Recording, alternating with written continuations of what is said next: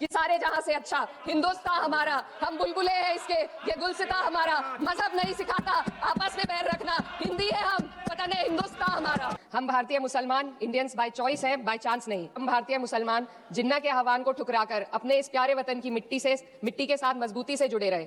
सुजलाम सुफलाम का अर्थ है, सुनिए, ऐसा देश जहां स्वच्छ और पर्याप्त जल हो, जहां नदियां जिंदा हो, बहती हो, जीवन देती हो। अध्यक्ष महोदय, लेकिन अब जरा यमुना का हाल देखिए। ये सिर्फ नदी का संकट नहीं है, ये किसान का संकट है। नमामि गंगे के नाम पर हजारों करोड़ रुपए खर्च हो गए, लेकिन सच्चाई ये है कि आज भी गंगा और यमुना के किनारे किसान मजबूरी में उसी जहरीली पानी से खेती कर रहा है। वही जहर अनाज में उतरता है और वही जहर किसान की जिंदगी को धीरे धीरे खत्म कर देता है। जी, बस संसद से बाहर कदम रखिए, एक गहरी सांस लीजिए। ये चंदन की महक नहीं, ये जहर है जो आपके हमारे फेफड़ों में उतर रहा है। आप ग्लोबल सुपर पावर बनने की बात करते हैं, लेकिन हमारी पर कैपिटा इनकम दुनिया में 136वें नंबर पर है। हम अपने छोटे पड़ोसी देश से भी पीछे हैं। हमारे लोग $2,500 तक भी नहीं कमा पा रहे एक साल में। आज वंदे मातरम को बुनियाद बनाकर राजनीति की जा रही है, लेकिन जमीन पर जंगल पूंजीपतियों को सौंपी जा रही है, आदिवासियों को उनके घरों से उजाड़ा जा रहा है। बिल्किस बानो के अपराधियों का सरकार के लोग द्वारा स्वागत किया जाता है, तो ये घटनाएं वंदे मातरम की आत्मा पर चोट पहुंचाती है। वंदे मातरम के 150 साल पूरा होने पर संसद में सभी सांसदों ने अपनी बात रखी। कैराना लोकसभा सीट से सांसद इकरा हसन ने अपनी बात दिल से कही और एक एक मुद्दा ऐसे रखा कि पूरा सदन सुनता रह गया। इकरा हसन ने सबसे पहले साफ साफ कहा कि आज जब पूरा देश नेताजी सुभाष चंद्र बोस को याद कर रहा है, वहीं कुछ लोग इतिहास को तोड़ मड़ोड़ कर पेश कर रहे हैं और मुसलमानों को फिर से तुष्टीकरण के नाम पर निशाना बनाया जा रहा है।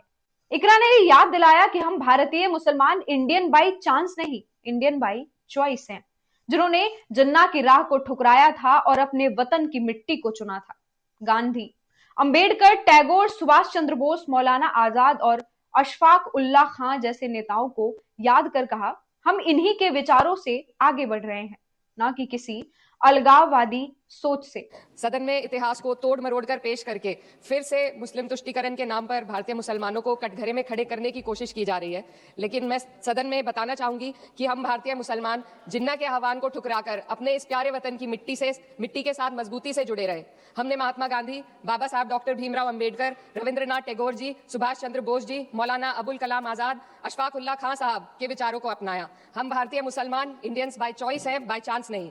आगे उदाहरण देते हुए उन्होंने कहा, 1988 में यूपी सरकार द्वारा राष्ट्रगीत अनिवार्य कर दिया गया था, लेकिन उसी समय प्रधानमंत्री अटल बिहारी वाजपेयी जी ने लखनऊ में कहा कि देशभक्ति कभी थोपी नहीं जाती और बाद में उस फैसले को वापस लेना पड़ा और यहां तक कि उस मंत्री को हटाना पड़ा।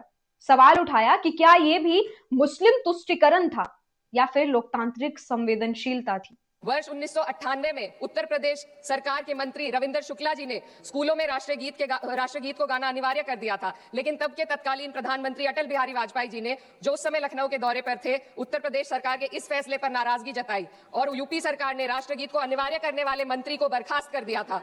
दोस्तों, यही नहीं, इकरा हसन ने वंदे मातरम के असली मायने भी पूरे देश को समझाया है।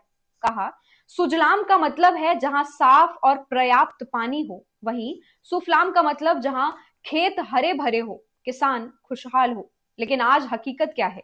दिल्ली की हवा जहरीली है, यमुना नदी काली हो चुकी है, नमामि गंगे के नाम पर हजारों करोड़ खर्च हो गए हैं, लेकिन गंगा यमुना किनारे का किसान आज भी उसी जहरीले पानी से खेती करने को मजबूर है।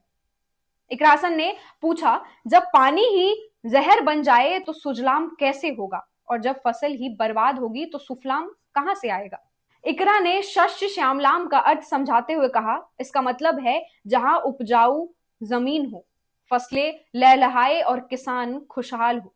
लेकिन असल तस्वीरें यह है कि किसान मौसम से भी लड़ रहा है, सिस्टम की नाइंसाफी से भी लड़ रहा है और नीतियों की बेरुखी से भी। अध्यक्ष महोदय, आज हमें वंदे मातरम के असली भाव को समझना जरूरी है।